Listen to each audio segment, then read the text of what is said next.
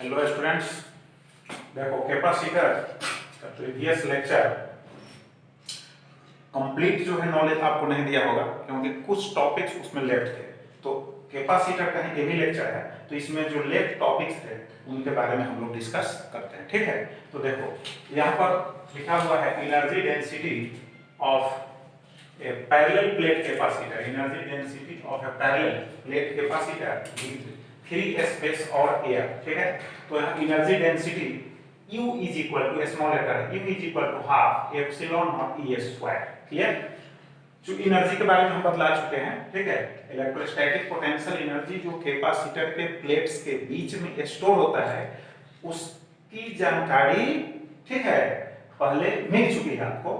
तो अब हम एनर्जी डेंसिटी, ठीक है, एक फ्री स्पेस वाला एनर्जी डेंसिटी और फिर जब उसमें डाइलेक्ट्रिक मीडियम प्लेस कर देंगे तब जो एनर्जी डेंसिटी होगा उसका फॉर्मूला हम यहाँ पर डिस्कस कर रहे हैं। ठीक है, नेक्स्ट जो है एनर्जी डेंसिटी, देखो डाइलेक्ट्रिक मीडियम ये तो हो गया फ्री स्पेस और एयर है था प्लेट्स के बीच में। अगर कोई डाइलेक्ट्रिक मीडियम जो है कंप्लीटली फिल्ड है तो उस केस में जो एनर्जी डेंसिटी होगा U is equal to half K epsilon not E square. के जो है डाइलेक्ट्रिक कांस्टेंट है उस डाइलेक्ट्रिक मीडियम का। उसके बाद देखो force of attraction acting between the plates. जैसे यहाँ पर ये प्लेट्स है, पैरेलल प्लेट कैपेसिटर है जिनके प्लेट्स को यहाँ दिखाया गया है। ठीक है, अब इसके बीच में देखो ये जो पॉजिटिवली चार्ज जो प्लेट है इस निगेटिवली चार्ज प्लेट को अपनी ओर क्या करेगा, अट्रैक्ट करेगा और यह फिर उसको अट्रैक्ट करेगा।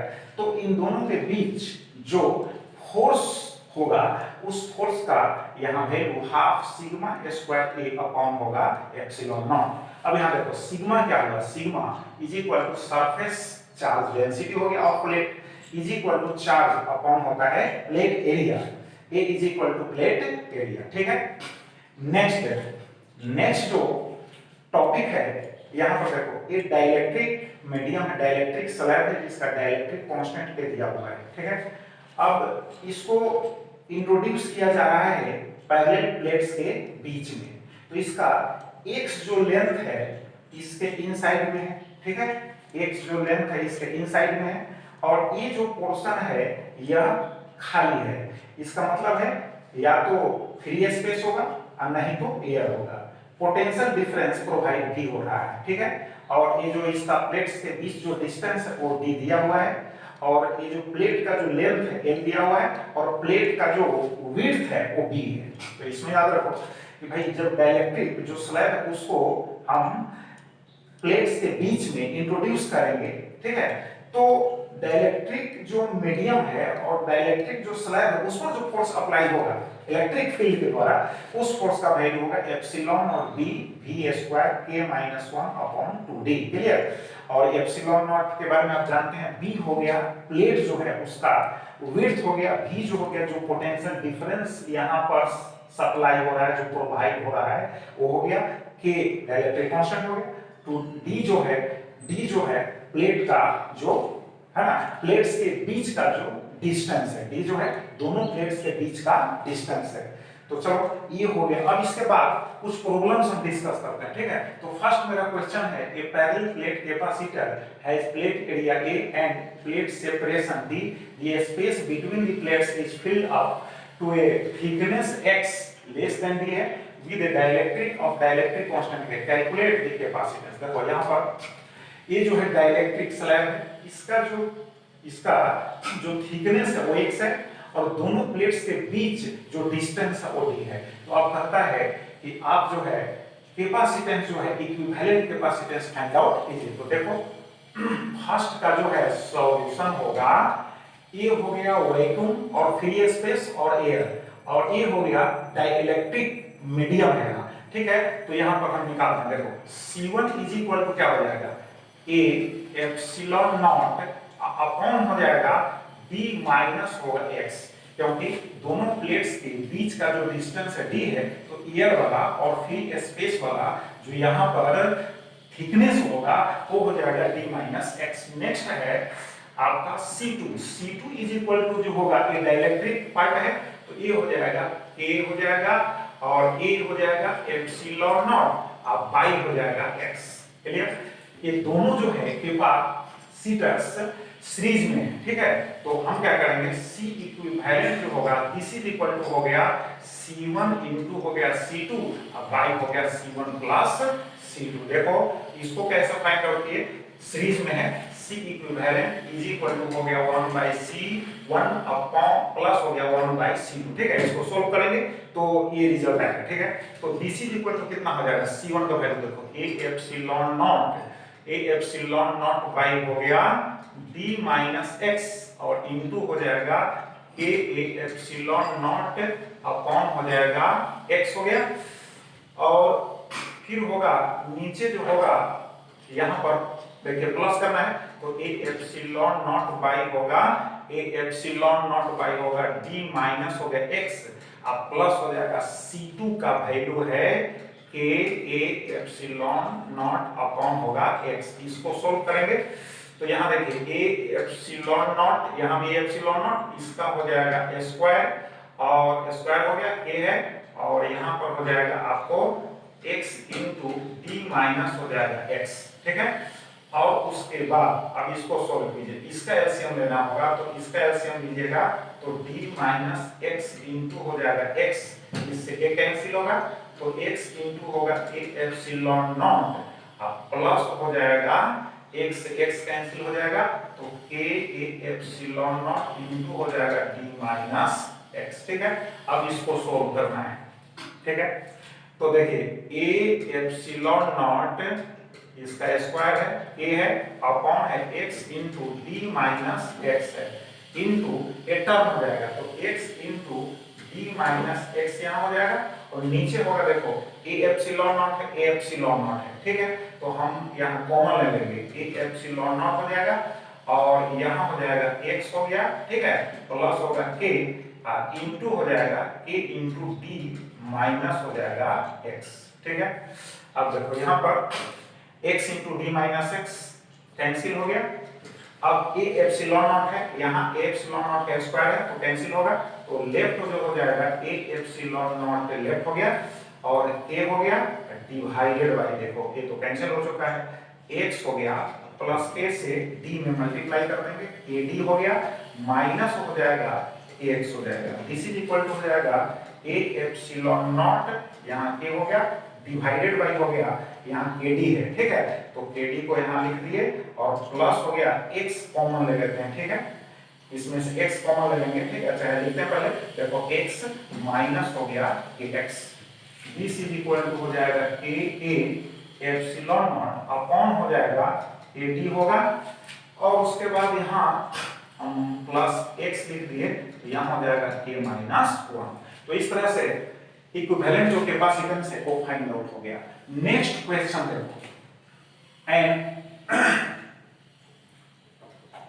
एंड चार्ज, देखो capacitor is connected to battery and uncharged, देखो an uncharged capacitor is connected to battery so that half the energy provided by the battery is lost as heat while charging it। Question आता है कि an uncharged, एक अनचार्ज mean जिस पर कोई charge नहीं है, ठीक है, उसको बैटरी से जोड़ दिया गया। तो जब बैटरी से जोड़ दिया गया तो क्वेश्चन कर रहा है कि शो करो कि जब चार्जिंग होगा बैटरी चार्ज सप्लाई करेगा कैपेसिटर को तो हाफ जो एनर्जी है वो लॉस्ट हो जाता है in the form of heat, ठीक है। तो चलो उसको सोल्व करते हैं। क्वेश्चन नंबर 2 का सॉल्यूशन है। अब जैसे बैटरी से उसको जोड़ा गया तो वर्क डन निकाल लो पहले, वर्क डन बाय बैटरी तो कितना हो जाएगा, वर्क डन बाय बैटरी तो W इज इक्वल टू हो गया Q, ठीक है, W इज इक्वल टू हो जाएगा Q इनटू हो जाएगा V। देखो पोटेंशियल का फॉर्मूला है V is equal to work by charge होता है तो W इज इक्वल टू हो गया Q V। इस फॉर्म में भी हम फाइंड आउट कर सकते हैं, ये वर्क डन हो गया, ठीक है। अब इसके बाद एनर्जी स्टोर, तो एनर्जी जो है एनर्जी स्टोर्ड कितना है कैपेसिटर में, तो U इज इक्वल टू हो गया हाफ हो गया CV स्क्वायर। अब देखो यहाँ पर C इज इक्वल टू होता है Q बाई V, तो अगर हम Q का यूज कर दें यहाँ CV, तो Q को अगर हम रिप्लेस कर दें तो यहाँ CV यूज करेंगे तो CV स्क्वायर भी हो सकता है, तो इस फॉर्म में भी हम सब्ट्रैक्ट करके निकाल सकते हैं, नहीं तो इस फॉर्म में भी अगर हम चाहते हैं इसको फाइंड आउट करें तो फाइंड आउट हो जाएगा। तो देखो C, अब देखो यहाँ पर है CV स्क्वायर, तो यहाँ पर C का वैल्यू Q बाई V होता है, तो this is equal to half हो गया, C के जगह पर आप लिख लो Q बाई V इनटू है V स्क्वायर, तो दिस इज इक्वल टू हो गया हाफ QV, हाफ QV हो गया। तो इस फॉर्मूला के द्वारा भी हम फाइंड आउट कर सकते हैं लॉस्ट ऑफ एनर्जी। अब हीट एनर्जी कितना लॉस्ट होगा, तो W माइनस हो जाएगा Q, तो यहाँ QV है, सिमिलर कर दिए फॉर्म, QV है माइनस हो गया हाफ हो गया QV, तो दिस इज इक्वल टू हो जाएगा हाफ QV। तो ये हो गया हीट एनर्जी, जो एनर्जी में लॉस्ट हुआ हीट एनर्जी के फॉर्म में, उस हीट एनर्जी का यह वैल्यू हो गया। नेक्स्ट जो क्वेश्चन है देखो, capacitance between points A and B, तो देखो यहाँ पर 2 माइक्रोफैराड है, ये सभी जो है माइक्रोफैराड में दिख रहे हैं, माइक्रोफैराड, यहाँ भी माइक्रोफैराड माइक्रोफैराड, और देखो ये जो सीरीज है लैडर फॉर्म है, तो लैडर फॉर्म में इंफिनिटी को जा रहा है, ठीक है। तो देखो इसको कैसे हम सोल्व करते हैं। अब इसमें क्या करना है, जैसे सपोज करो ओशन है, ठीक है, या पैसिफिक ओशन है, उसमें से एक बकेट अगर हम वाटर को सेपरेट कर लेते हैं, अलग कर लेते हैं, तो उसके लेवल में कोई चेंज नहीं होगा। तो देखो क्वेश्चन नंबर हो गया 3, ठीक है, इसका सॉल्यूशन है, तो इसका A हो गया ऐसे कैपेसिटर हो गया, यहाँ हो गया A हो गया A हो गया पॉइंट हो गया B, क्लियर। और इसके बाद एक कैपेसिटर यहाँ हम लेंगे, उसके बाद जो होगा A हो गया X, देखो A हो गया 2 माइक्रोफैराड, यह हो गया 1 माइक्रोफैराड। तो आपको यूज करना है, ये जो आप देख रहे हैं यह जो पार्ट है और यह पार्ट जो है ये ओपन पार्ट है, ये क्लोज पार्ट है, बस 2 ही पार्ट्स को लेना है, इसमें आपका प्रॉब्लम इजीली सॉल्व हो जाएगा। तो let X is equal to equivalent capacitance हो गया, ठीक है। अब देखो इसमें X इक्विवेलेंट कैपेसिटेंस हो गया, अब X और इसमें ये सीरीज हो गया, तो सीरीज में C इक्विवेलेंट, अगर CS निकालते हैं डायरेक्ट हम, तो यहाँ हो जाएगा 2 इंटू होगा X बाई हो जाएगा 2 प्लस होगा X, क्लियर।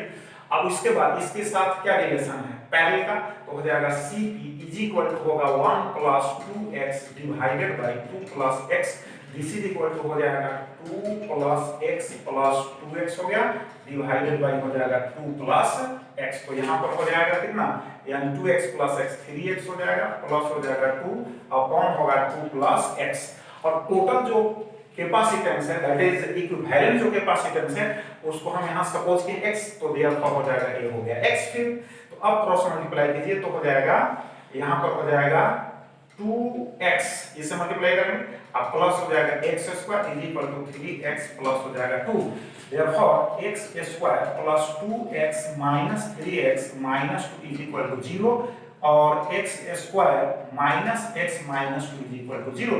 अब अगर फैक्टराइज में प्रॉब्लम हो तो आप d निकाल लीजिए, एक क्वाड्रेटिक इक्वेशन का फॉर्म आ गया, तो d is equal to b square, तो माइनस 1 का स्क्वायर माइनस हो गया 4 इंटू 1, और यहाँ हो गया माइनस 2, तो दिस इज इक्वल टू हो जाएगा 9 हो जाएगा, ठीक है, 4 टू 8 हो गया माइनस माइनस प्लस इसका स्क्वायर प्लस, तो 9 हो गया। अब x इज इक्वल टू हो गया minus b plus minus root over d upon हो गया 2a, तो this is equal to minus 1 है, माइनस माइनस प्लस हो जाएगा 1 और प्लस माइनस हो जाएगा, इसको रखेंगे तो 3 हो जाएगा, बाई होगा 2।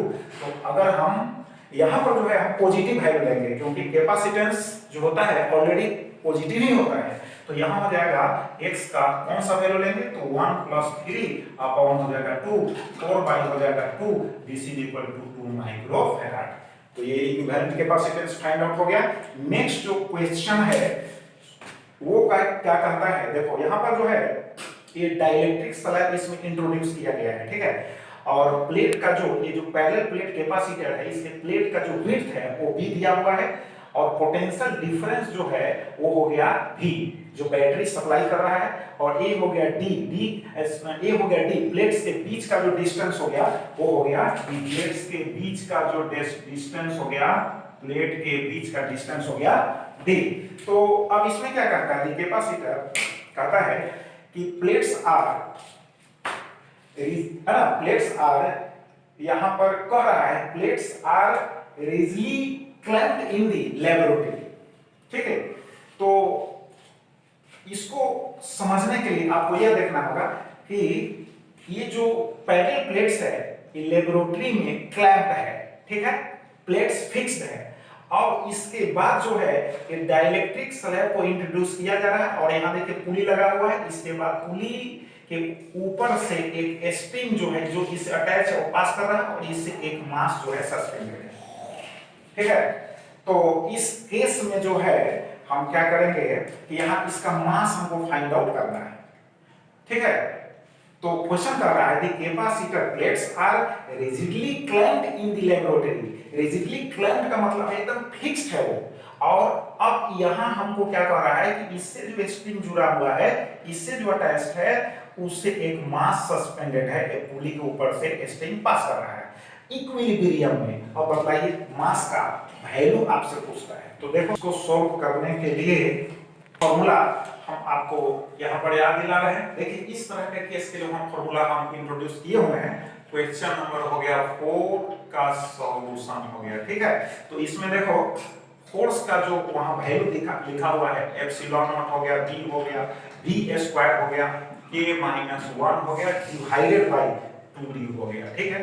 तो अब देखो ये जो फोर्स है, ये जो फोर्स यहाँ हम बतलाए हैं, तो ये जो फोर्स है इस डाइलेक्ट्रिक को इनसाइड में जो है पुल कर रहा है, ठीक है, इनसाइड में पुल कर रहा है। तो इक्विलिब्रियम में उसको आउटसाइड में अपनी प्लेस पर रखने के लिए एक फोर्स नीडेड होना चाहिए, ठीक है, रिक्वायर्ड होना चाहिए फोर्स का। तो वो फोर्स कहां से प्रोवाइड होगा, तो ये जो मास सस्पेंडेड है, ठीक है, इस मास के वेट से प्रोवाइड हो जाएगा, क्योंकि यहां पर देखो टेंशन जो होगा इज इक्वल टू होगा वेट ऑफ द ब्लॉक जो सस्पेंडेड है। तो टेंशन मींस हो गया mg, तो यहां हो गया as tension is equal to, यानी t हो गया टेंशन इज इक्वल टू हो गया mg, और यहां पर हम लिख देते हैं t इज इक्वल टू हो गया टेंशन हो गया, ठीक है। तो अब mg यहां F के इक्वल हो जाएगा, तो इन इक्विलिब्रियम जो होगा, in equilibrium F is equal to हो जाएगा mg। तो therefore mg is equal to हो जाएगा एप्सिलॉन नॉट v होगा v square into k minus 1 upon होगा 2d। Therefore m is equal to हो जाएगा epsilon naught v v square k minus 1 upon हो जाएगा यहाँ पर हो गया 2d और g हो गया। तो m का वैल्यू फाइंड आउट हो गया। नेक्स्ट जो क्वेश्चन कर रहा है सिमिलर क्वेश्चन है, इसमें क्या कर रहा है कि the capacitor plates are rigidly clamped in the laboratory। Same question है, सिमिलर क्वेश्चन है, लेकिन यहाँ पर एक स्प्रिंग को अटैच कर दिया है, यहाँ पर तो मास अटैच किए हुए हैं, यहाँ पर स्प्रिंग अटैच कर दिया, ये फिक्स कर दिया वॉल से स्प्रिंग को। तो इस केस में जब फोर्स जो है इलेक्ट्रिक फील्ड का जो फोर्स है इस डाइलेक्ट्रिक स्लैब को इनसाइड में पुल करेगा, तो आउटसाइड में एक रीस्टोरिंग फोर्स जो है स्प्रिंग में क्रिएट होगा, ठीक है। इसका मतलब है कि स्प्रिंग के लेंथ में एक्सटेंशन होगा, उस एक्सटेंशन को फाइंड आउट करने के लिए कहा। तो नेक्स्ट जो क्वेश्चन है देखो, तो नेक्स्ट क्वेश्चन हो गया 5 का सॉल्यूशन हो गया। तो इसमें फोर्स इज इक्वल टू, देख लो force is equal to just हम लिखे हैं, इसको आप याद कर लीजिएगा, एप्सिलॉन नॉट हो गया, v हो गया v स्क्वायर, k माइनस 1 हो गया, y हो गया 2d, ठीक है। अब इसको बैलेंस कौन करेगा, तो रीस्टोरिंग फोर्स जो है क्रिएट होगा स्प्रिंग में, तो हो जाएगा F इज इक्वल टू हो जाएगा, ऐसे होता है माइनस kx, लेकिन हमको मैग्नीट्यूड लेना है, ठीक है, तो लिख देंगे kx, यहाँ पर k में s लगा देंगे, ठीक है, क्योंकि ये जो होगा स्प्रिंग कांस्टेंट होगा, ks इज इक्वल टू हो गया स्प्रिंग कांस्टेंट हो गया, स्प्रिंग हो गया कांस्टेंट, ठीक है। तो अब इन इक्विलिब्रियम जो होगा ये दोनों फोर्सेस क्या होंगे, आपस में इक्वल होंगे, तो ks x is equal to हो जाएगा epsilon naught v square into k minus 1 upon हो जाएगा 2d। देयरफॉर जो एक्सटेंशन इन द स्प्रिंग होगा एप्सिलॉन नॉट बी होगा b square into k minus 1 upon हो जाएगा 2KS इंटू डी।